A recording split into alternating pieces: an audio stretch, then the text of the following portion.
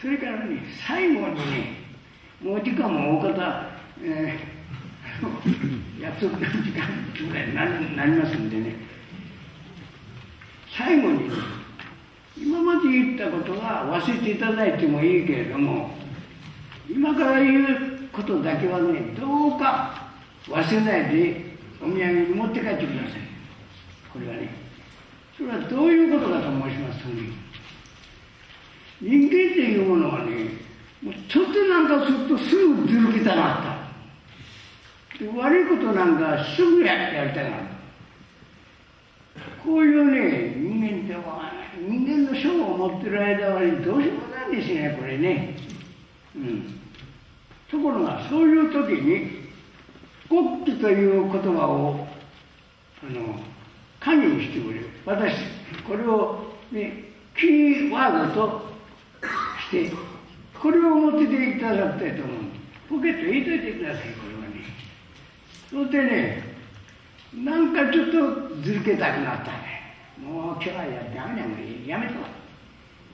ずるける。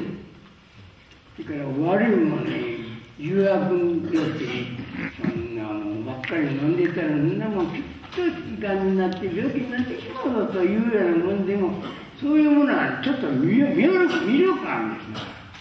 それに負けてしまって、つい飲みまくってたら、そうだ感じになったなんてね。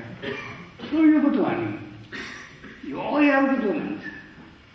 そういうような悪いこと、ね、ずるけたくなった、そういう時にはね、ポケットに入れててね、その球をピッとこう回してください。コチンと言いますからね。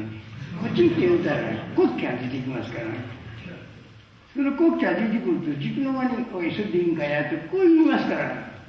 それで自分の気持ちがまた変わる。またずるけたくなった時には、ちょっと回すとコチンとパッと出てくるから、そういうことができるから、人間はずるけられない。一生懸命だって働かんな。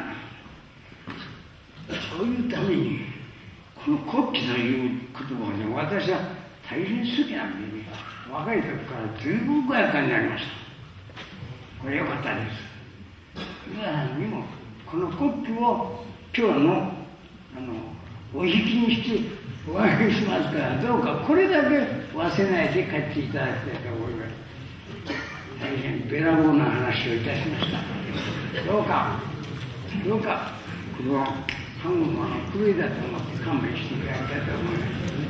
長い間どうもご清聴